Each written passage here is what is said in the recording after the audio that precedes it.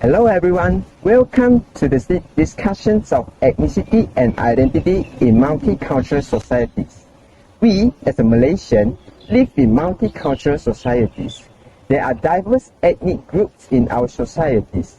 Different ethnic groups will have different perspectives on their cultural identity. But for our national identity, we are Malaysian.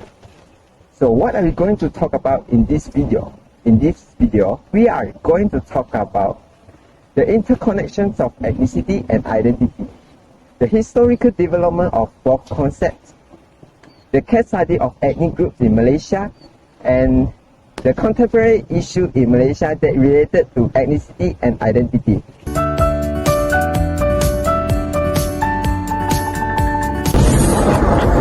Next, let's talk about the historical developments of ethnicity and identity. Throughout history, human society has been shaped by migrations, colonizations, and the building of culture. These even have influence on how we perceive ethnicity and identity today. For example, before colonized time, Alam Melayu was rich with diverse culture. With the arrival of colonized power, the influence of Chinese and Indian community blends with the existing Malay culture. These interactions lead to the formations of a new ethnic identity. In contemporary Malaysia, younger generations are increasingly exposed to global culture through the internet, social media, and educations about which shape their identity beyond ethnic or national line. For many Malaysia youth, identity is influenced by both traditional value and global trends, lead to more fluid and diversions of self. This can foster greater acceptance of multiculturalism, but also create challenge as young people balance traditional expectations with modern individualistic value.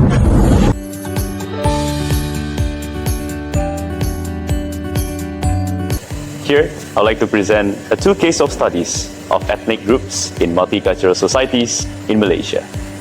Let's talk about the case study of ethnic group in Malaysia.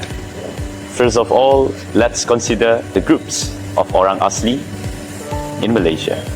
Orang Asli groups represent a wide range of ethnic identities, each with their own languages, traditions, and belief.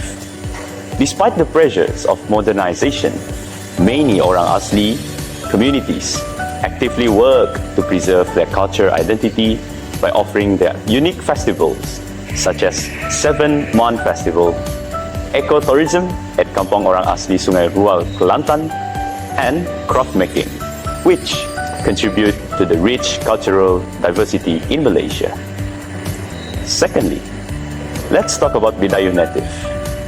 The Bidayuh, also known as Land Dayak, are an indigenous group primarily found in the Malaysian state of Sarawak, where ethnic diversity is central to the social fabric. Furthermore, they have a rich cultural heritage marked by vibrant traditions, communal lifestyle, and distinctive language varieties. The people of Dayak actively maintain their unique traditional dances, musics, rituals, and foods which enrich the cultural blend of Malaysia.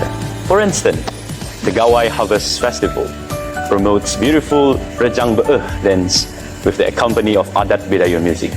Hence, this occasion is celebrated publicly and shared with other communities, fostering mutual respect and understanding.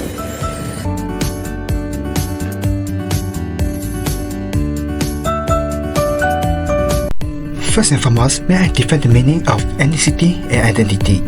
Ethnicity refers to the cultural characteristics shared by a group, including language, belief, custom, and histories. It provides individuals with a sense of belonging, allowing them to find their place in a complex societies. In Malaysia, ethnicity is particularly evident that with the main ethnic group being Malays, Chinese, and Indians. Each group has their own unique culture, traditions, and values, making Malaysia a culturally diverse country. Next is identity. Identity is the individual's understanding for themselves, encompassing personal experience, belief, and social roles. In Malaysia, the construction of identity among different ethnic groups is influenced by their cultural background, and social environment.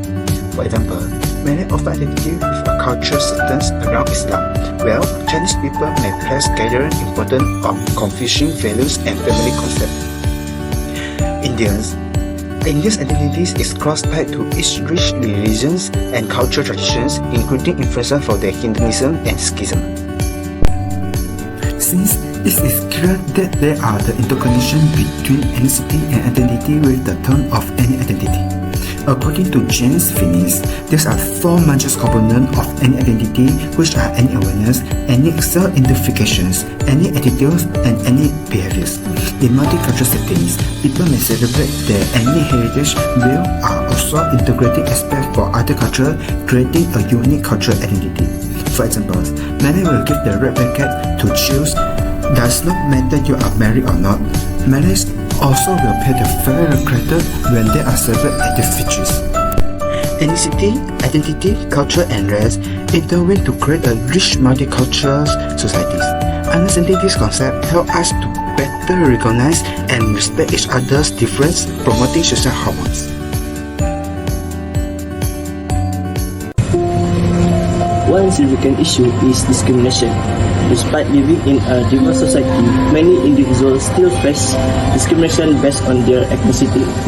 According to a study by Hall of Science 2024, individuals from minority ethnic background still encounter barriers in education, employment, and social representation. Among the ethnic groups that face discrimination according to the sources are the Indian, Chinese, indigenous people, and the ethnic group in Sabah and Sarawak. Discrimination against the Indian community, for example, occurs in employment.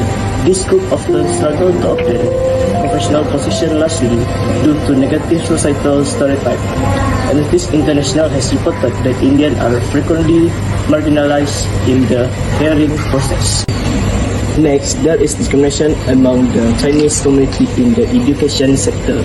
According to report from Malaysia Kini, there are often reports of inequality in education faced by the Chinese community. For example, in 2018, the issue of ethnic quotas in public university admission highlighted the fact of the Chinese student despite excelling academically had fewer opportunities to enroll in public universities.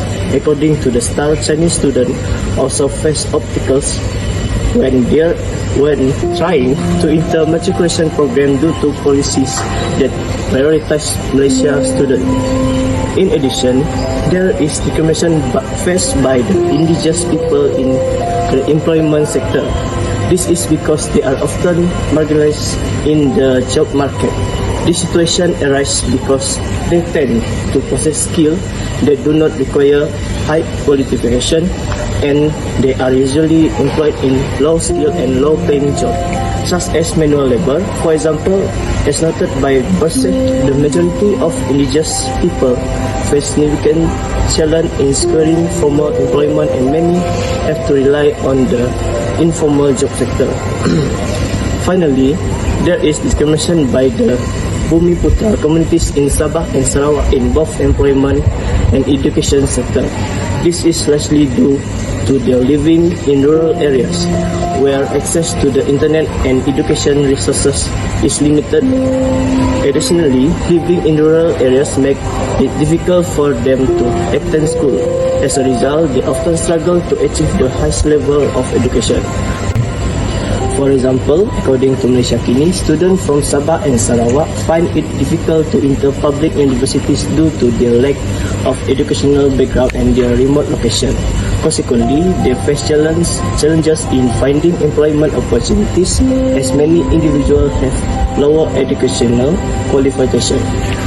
According to a report by HRW Malaysia, Bumiputra communities in Sabah and Sarawak also face difficulties in obtaining quality jobs, particularly in the formal and government sector.